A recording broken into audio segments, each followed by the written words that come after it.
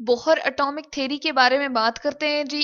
1913 में बोहर ने एक थ्योरी दी थी जिसके अंदर जो डिफेक्ट्स थे रदरफोर्ड के उसने एटॉमिक मॉडल को ठीक करके बयान नहीं किया था, उसको ठीक करते हुए बोहर ने अपनी एटॉमिक थ्योरी दी। और जो वो कब दी, उसने 1913 में दी। ठीक है। और इसके अंदर जी उसने बहुत ही एक सादा सा एटम ले लिया, हाइड्रोजन एटम को कंसिडर कर दिया जी, जिसके अंदर सिर्फ एक ही इलेक्ट्रॉन होता है। और हम कहते हैं न्यूक्लियस में एक ही प्रोटॉन होता है, यहाँ पर जैसे कि फिगर में बताया। तो सबसे पहले जो इन्होंने कॉन्सेप्ट दिया था, सबसे पहले जो बात बताई थी वो ये बताई थी कि इलेक्ट्रॉन जो है वो मूव कर रहे होते हैं जी, किसमें, यहाँ पर चले हम लिख देते हैं, इलेक्ट्रॉन हमारे पास जो है वो मूव कर रहे होते हैं क्वांटाइज्ड ऑर्बिट में मूव कर रहे होते हैं। ठीक है, या इलेक्ट्रॉन्स हैव क्वांटाइज्ड ऑर्बिट। ठीक है, क्वांटाइज्ड का अब ये जो हमने लफ्ज इस्तेमाल किया है, इसका मतलब क्या है? क्वांटाइज्ड ऑर्बिट चले हम यहाँ लिख देते हैं। ठीक है, एक खास रास्ते हैं जिसकी एक खास एनर्जी है, और इसको हम कहते हैं जी फिक्स्ड एनर्जी भी हम कह सकते हैं। यानी कि इलेक्ट्रॉन्स जो है वो मूव कर रहे होंगे अपने फिक्स्ड एनर्जी वाले ऑर्बिट्स में, और वो हमेशा क्या रहती है जी, फिक्स्ड रहती है। ठीक है, और अगर एक ऑर्बिट में मूव कर रहा है तो वो उसी में ही मूव करता रहेगा, ये नहीं करेगा कि कॉन्टिन्यूस में मूवमेंट में या कॉन्टिन्यूस वो एनर्जी को बाहर नहीं निकालेगा या एनर्जी को अंदर नहीं अपने दाखिल कर लेगा। इस तरह से नहीं होता कि वो दूसरे किसी शेल में चला जाए कंटिन्यू करते हुए, मूवमेंट शो करते हुए, फिर अगले में चला जाए, या आखिरी वाले से अंदर आता जाए, अंदर आता जाए, अंदर आता जाए, और फिर न्यूक्लियस में जाके जो है वो गिर जाए। और फिर इस तरह से हम कहते हैं कि ये तो हमारे पास रदरफोर्ड का मॉडल था और वो उसने गलत ये थ्योरी दी थी, जबकि बोहर एटॉमिक मॉडल ने इसको ठीक किया और बताया कि किस तरह से हमारे पास एक एटम का जो है वो किस तरह से हम स्ट्रक्चर बना सकते हैं, या हम उसकी किस तरह से मॉडल को बना सकते हैं। अब दरमियान में जो न्यूक्लियस से लेकर डिस्टेंस होता है पहले वाले ऑर्बिट तक का, या उन्होंने जो ऑर्बिट का डिस्टेंस बताया जी, उसको क्या उन्होंने मेजर किया?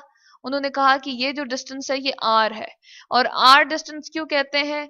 आर रेडियस को भी कहते हैं हम। ठीक है, जिस तरह हम सॉरी, जिस तरह हम सर्कल पढ़ते हैं, और सर्कल क्या हम कहते हैं कि जी सर्कल के अंदर, सॉरी, हम कहते हैं कि एक सेंटर होता है उसका, और सेंटर से लेकर जो उसके इस बाउंड्री तक का डिस्टेंस होता है उसको हम जी आर रेडियस कहते हैं। ठीक है, तो इसी तरह से जो इलेक्ट्रॉन जिस वाले ऑर्बिट में मूव कर रहा है, जिस वाले मदार में घूम रहा है फिक्स्ड एनर्जी के साथ, उससे लेकर न्यूक्लियस तक का डिस्टेंस जो होता है जी, उसको हम क्या कहते हैं? आर। आर से उसने बताया।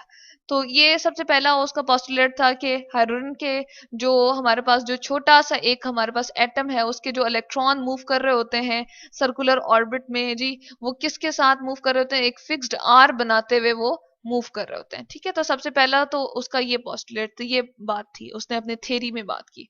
और याद रहे कि ये एटॉमिक थ्योरी है, अभी तक ये बात जो है वो पक्की नहीं है, यानी कि आखिरी हम नहीं कह सकते कि ये लॉ बन गया है, या बिल्कुल एक ऐसी बात बन गई है जिसको हम गलत साबित नहीं कर सकते। अब भी अगर कोई इससे ज्यादा स्ट्रॉन्ग थ्योरी आ जाती है, या इससे ज्यादा इंप्रेसिव थ्योरी आ जाएगी जो एटॉमिक एटम को अच्छे तरीके से एक्सप्लेन करेगी, तो इस थ्योरी को भी हम क्या कर सकते हैं जी, रिजेक्ट कर सकते हैं। ठीक है, तो उसके बाद आर की हमने बात कर ली, और एनर्जी के जो क्वांटाइजेशन है वो जी उसका सेकंड वाला पोस्टुलेट था, या सेकंड वाला उसकी जो थी वो बात थी इसकी थ्योरी में, कि इलेक्ट्रॉन जो है वो मूव कर रहे होते हैं जी क्वांटाइज्ड ऑर्बिट में, या एक फिक्स्ड एनर्जी के ऑर्बिट में मूव कर रहे होते हैं। पहले तो रेडियस की उन्होंने बात बताई, और दूसरा उन्होंने फिक्स्ड एनर्जी वाले ऑर्बिट्स की बात बताई। तो यहां से हमें दो पोस्टुलेट्स उनके पता चल गए।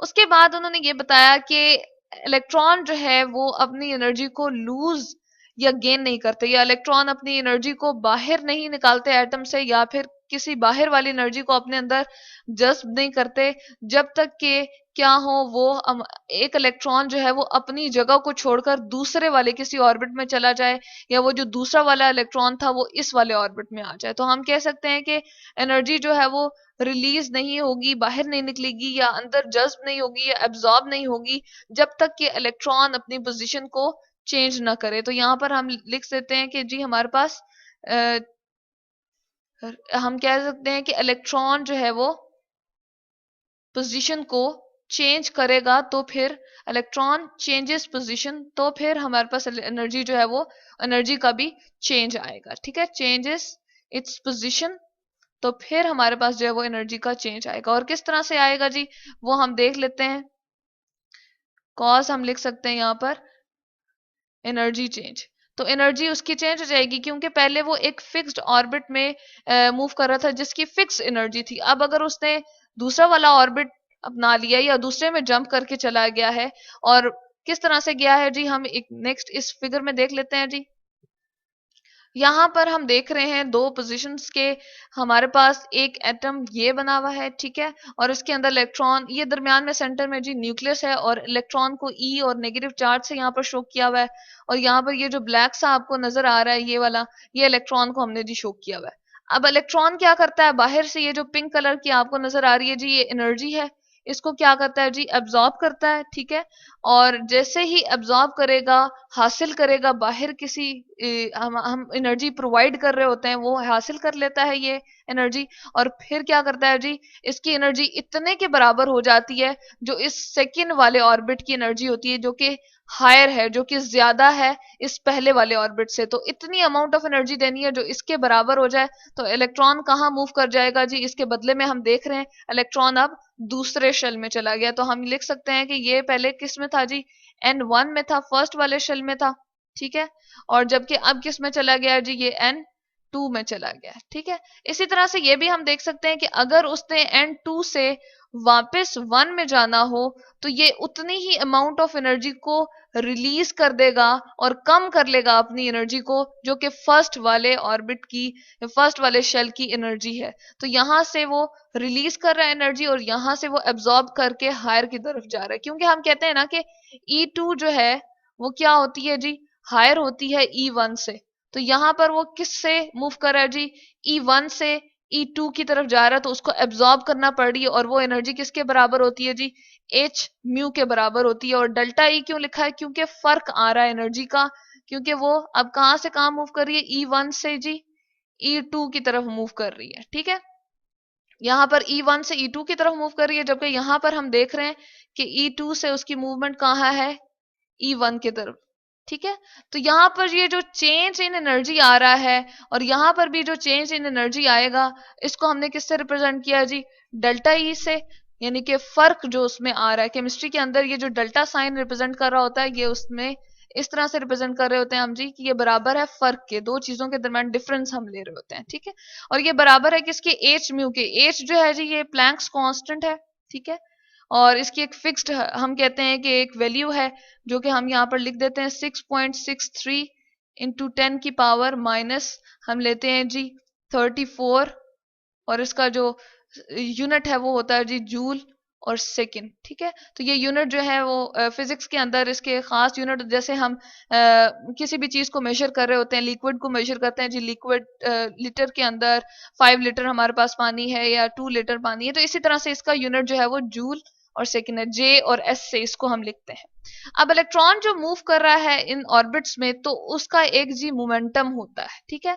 मोमेंटम क्या है, अगेन ये फिजिक्स के अंदर हम एक टर्म पढ़ते हैं, जब m को हम कहते हैं मैस, यानी कि m फॉर मैस है, उसको हम v टाइम्स मल्टीप्लाई कर देते हैं। v क्या है जी, यहाँ पर वेलोसिटी है, ठीक है।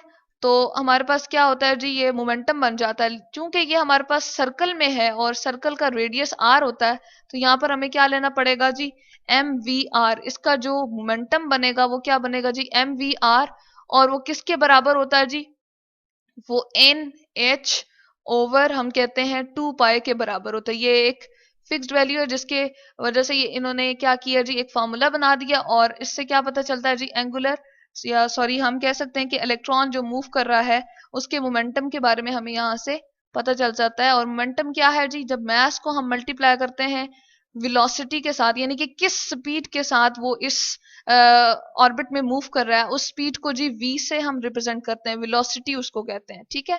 और जबकि m जो है वो मास को शो कर रहा है, और r जो है वो उसका रेडियस है, न्यूक्लियस से लेकर उस ऑर्बिट तक का डिस्टेंस। और यहाँ पर n जो है वो हमारे पास कोई भी वैल्यू हो सकती है, शेल नंबर 1 हो सकता है, 2 हो सकता है, 3 और सो ऑन। यहाँ पर ऊपर हमने म्यू की बात नहीं की, न्यू की, सॉरी, ये क्या होती है जी, फ्रीक्वेंसी होती है। फ्रीक्वेंसी क्या है, हमारे पास किस स्पीड से और कितने टाइम में एक हमारे पास इलेक्ट्रॉन जो है वो अपनी मूवमेंट को कंप्लीट कर रहा है, उसको कहते हैं जी फ्रीक्वेंसी, और इसको न्यू से हम रिप्रेजेंट करते हैं। तो ये थी हमारे पास बोहर्स थ्योरी के उसने हाइड्रोजन एटम को एक्सप्लेन किया, और इस तरह से 1918 में उसको नोबेल प्राइज भी इस पर दिया गया।